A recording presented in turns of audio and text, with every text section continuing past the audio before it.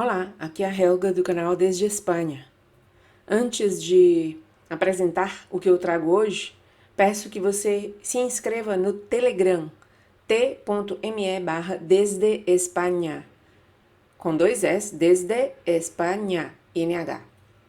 Muito importante porque hoje meu principal canal é esse do Telegram, já que eu estou constantemente sendo censurada no YouTube. Eu trago hoje a admoestação de Monsenhor Viganò na festa dos Santos de Roma, São Pedro e São Paulo. Foi publicada no dia 29 de junho de 2021, ontem, no blog Stilum Curi de Marco Tosatti, que apresentou assim: recebemos e partilhamos com prazer, para sua atenção e reflexão, esse texto do arcebispo Carlo Maria Viganò por ocasião da festa de São Pedro e São Paulo. Boa leitura. E então, Monsenhor Viganò apresenta sua reflexão com o título O Mundo, a Carne, o Diabo. E, a modo de epígrafe, Salmos 99, 3, saiba que o Senhor é Deus, Ele que nos fez e não nós mesmos. Leio, então, essa admoestação de Monsenhor Viganò. Os inimigos da nossa alma são sempre os mesmos, e sempre as mesmas são as emboscadas que eles nos armam. O mundo, com suas seduções, a carne, corrompida pelo pecado original e inclinada para o mal. O diabo, inimigo eterno da nossa salvação e que se vale da carne para assediar-nos. 2 inimigos externos e um interno, sempre prontos a nos fazer cair no momento da distração e da fraqueza. Esses inimigos espirituais acompanham cada um de nós desde a infância até a velhice, e a humanidade através das gerações e dos séculos. Os aliados com os quais podemos contar para derrotar o mundo, a carne e o diabo são a graça de Deus, a assiduidade aos sacramentos, o exercício das virtudes, a oração, a penitência, a consideração dos novíssimos, a meditação sobre a paixão do Senhor e o viver em sua esperança. Um parêntese aqui para explicar o que são os novíssimos. Segundo a doutrina da Igreja Católica, os novíssimos, assim chamados, são os últimos acontecimentos que vão afetar o homem no final da sua vida e que são, mais especificamente, a morte, o juízo, o purgatório, o inferno e o paraíso. É a novidade que Deus preparou para nós.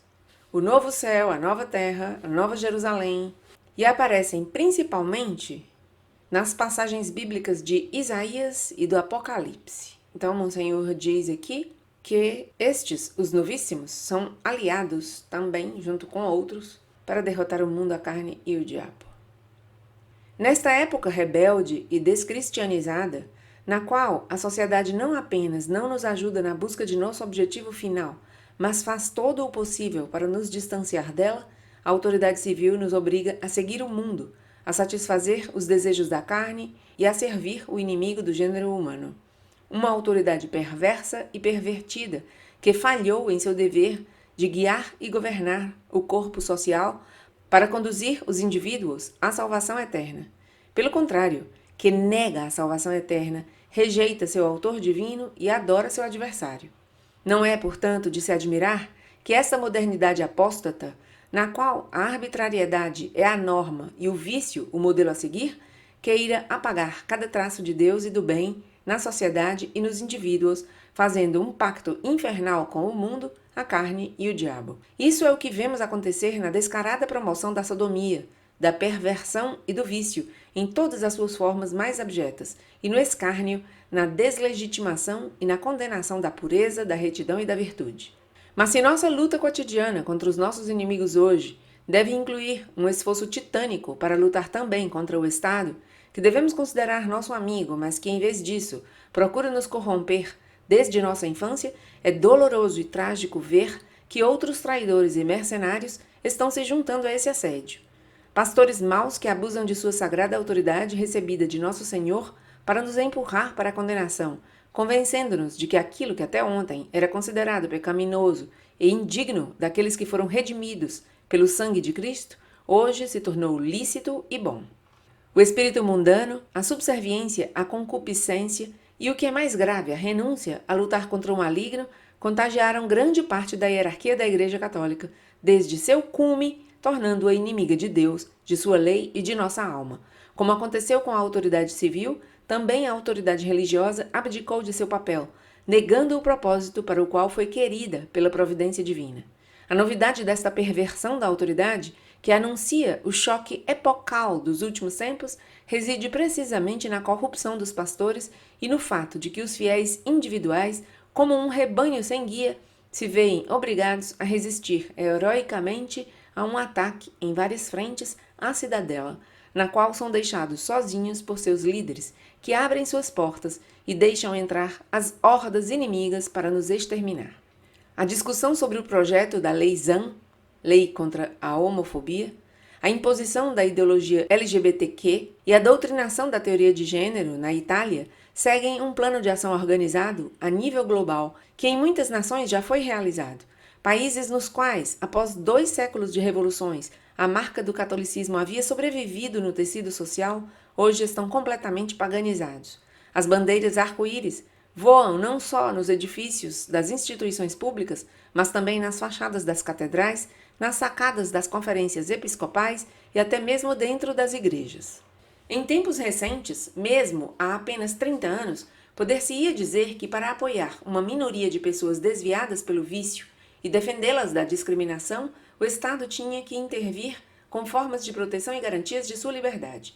Analisando bem, essa é uma afirmação irracional e ilógica, pois a liberdade da pessoa humana consiste na adesão da vontade ao bem, ao qual sua natureza é ordenada, e na busca de seu fim material e sobrenatural.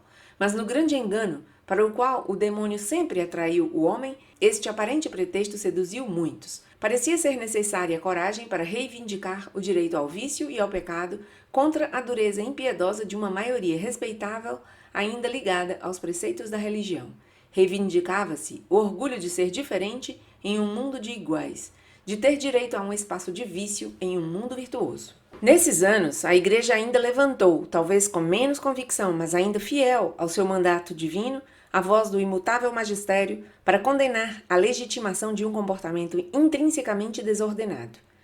Preocupada com a salvação eterna das almas, ela viu que desastres ocorreriam na sociedade se os estilos de vida totalmente contrários à lei natural, aos mandamentos e ao evangelho fossem aprovados. Os pastores sabiam ser defensores corajosos do bem, e os papas não tinham medo de ser submetidos a ataques indecorosos daqueles que viam neles o catécon que impedia a corrupção definitiva do mundo e o estabelecimento do reino do anticristo. Hoje, essa batalha heróica, que já sabemos estar enfraquecida pela extensa corrupção interna de bispos e sacerdotes, parece não fazer mais sentido, assim como o ensino da Sagrada Escritura, dos santos padres e dos romanos pontífices parece não fazer sentido.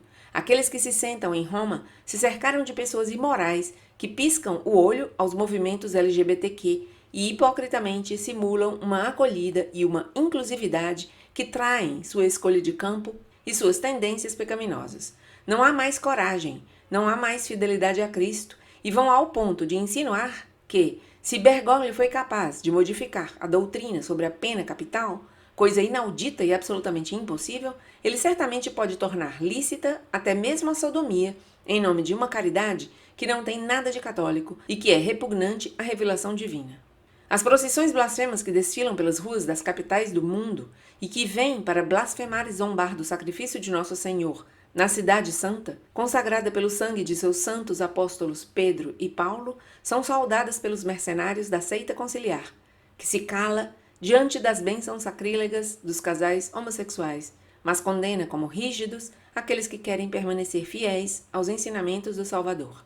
E enquanto bons bispos e padres se confrontam diariamente com a demolição que vem de cima, vemos publicadas as palavras incansáveis e sedutoras de Bergoglio para James Martin em apoio a uma ideologia perversa e pervertida que ofende a majestade de Deus e humilha a missão da Igreja e a autoridade sagrada do Vigário de Cristo. Como sucessor dos apóstolos e doutor da fé, num espírito de verdadeira comunhão com a sé do Santíssimo Pedro e com a Santa Igreja de Deus, dirijo-lhes uma severa admoestação, lembrando que sua autoridade deriva de Jesus Cristo e que só tem força e valor se permanecer orientada para o fim para o qual ele a estabeleceu. Que estes pastores considerem os escândalos que causam aos fiéis e ao povo simples e as feridas que infligem ao corpo martirizado da Igreja, escândalos e feridas pelos quais terão que responder à justiça divina no dia do juízo particular e perante toda a humanidade no dia do juízo universal. Exorto os muitos fiéis escandalizados e desorientados diante da apostasia dos pastores a multiplicar suas orações e penitências com um espírito sobrenatural, implorando ao Senhor que se digne converter os mercenários, reconduzindo-os a Ele e à fidelidade ao seu divino ensinamento. Oremos a Nossa Mãe Puríssima, a Virgem das Virgens, para inspirar sentimentos de arrependimento nos ministros corrompidos pelo pecado e pela impureza, para que possam considerar o horror de seus pecados e os terríveis castigos que os esperam, que se refugiem nas santíssimas chagas de Cristo e sejam purificados, lavando-se no sangue do Cordeiro. Aos nossos irmãos seduzidos pelo mundo, pela carne e pelo diabo, dirijo um apelo sincero, para que compreendam que não há orgulho em ofender a Deus, em contribuir conscientemente para os tormentos de sua paixão, em perverter a própria natureza e em rejeitar perversamente a salvação que ele ganhou do Pai através de sua morte na madeira da cruz. Fazei de vossas fraquezas uma ocasião de santidade, um motivo de conversão, uma oportunidade de deixar a grandeza de Deus brilhar em vossas vidas.